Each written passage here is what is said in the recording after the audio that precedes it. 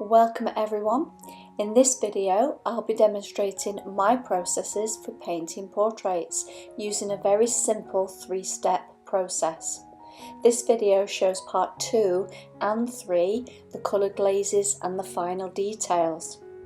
If you'd like to watch part 1, the underpainting stages, please click on the card or the link below.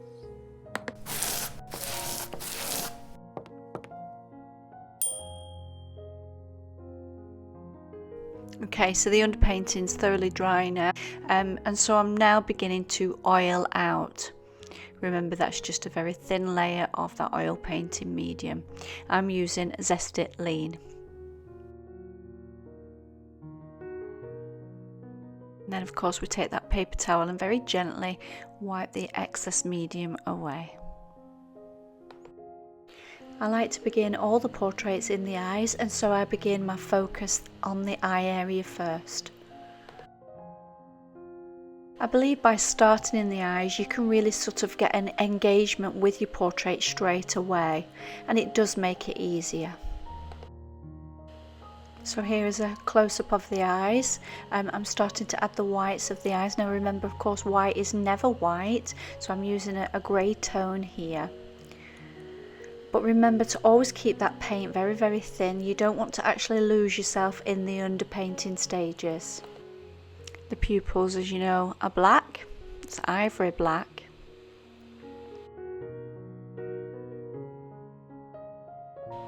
So once I've worked on the eyes, I then begin to add some skin very, very thinly again, and using that underpainting as a map. The recipes for my skin tones can be found in the little portrait booklets that I do have for sale on the website. I'll add the skin tones using a flat brush, and then I usually like to finish everything with a mop to keep everything nice and soft. Of course, be careful around the eyes when you do actually mop the portrait. Give everything a little mop just to finish off, and then I begin with my lighter lights.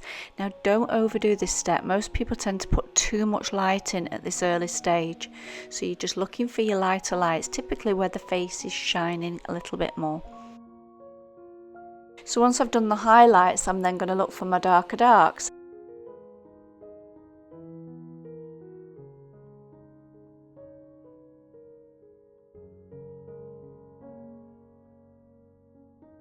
Again, just gently blending that into the skin underneath, and as always finishing with that mop. For the dress, I've actually mixed some purple or violet, whichever colour you've got, and I've added yellow ochre to that and some white to get that base tone. Once I've got that colour, I'll put that over everywhere, and then we make a darker version of that by omitting some of the white, and we make a lighter version for the highlights. So for the sequins, I'm actually just using the dome blender and just creating just little circles, but I'll keep the tones varied, so sometimes lighter, sometimes darker, switching between those 3 tones, and this will really give the illusion of sequins on the dress. Of course, finishing with that mop. The hair is done with burnt umber for the darker parts, and I'm actually getting those in first, and then I'll switch to mixing a yellow ochre tone over the whole of the area. Now for those students who've already enrolled and paid for my portrait course, I will be adding a longer extended version of this portrait into the course for free, making it a much more interactive learning experience. I will also be adding the reference photos and all the tracings and all my own step-by-step photos, so you can see exactly what's needed to do to complete this portrait, and that will be added to your account. A very thin tone on that, and into that I'll actually mix yellow ochre with some white for some of those highlights, keeping everything nice and soft, and of course brushing the direction that the hair is growing. So here you can see now I'm starting to add some of those thicker strokes. So for the background, I'm using various mixes of purples and blue and white, and again brushing that right into the portrait. I like to actually work the background at the same time as I'm doing the portrait so that I can soften the edge of the portrait into the background, and that avoids that cut out look. Now I'm using a very cool highlight on the back of her hair once I've softened all the background, and I'm going to that colour is mixed by using ultramarine blue and white. You can see how really bright I'm sort of making the back of her hair to get that backlit effect.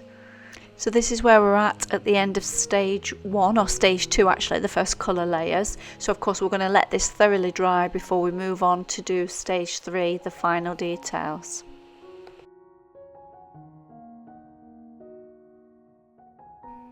Now the portrait's dry, we're going to of course oil it out, covering with that very thin painting medium, and then using a paper towel to very lightly wipe that back. As you know, I like to begin all my alterations in the eyes, so now I'm looking at the whites of the eye and making any necessary adjustments there. I've switched to a very cool highlight now, again to try and get some of that shine on the face. So I'm really paying attention now to the small adjustments on the face. So now I'm back to the eyes. Again, you can see I'm just making very small adjustments, and this is what is required. I do let every layer dry, and then I'll come back and make these smaller adjustments. So stage 3 can actually be repeated as often as you need to, until you've got, you know, really fine-tuned your portrait.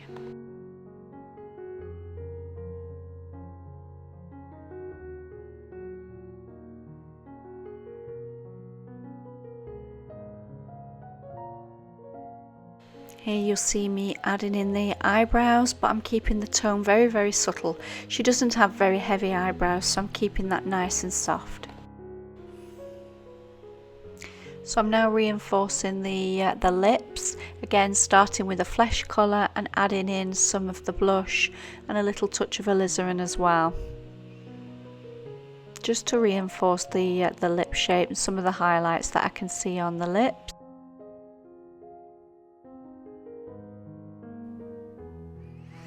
Okay, so I'm now reinforcing the hair. I'm back with burnt umber to really focus on the darker parts in the hair, and of course I've used that dark colour to actually shape the face as well.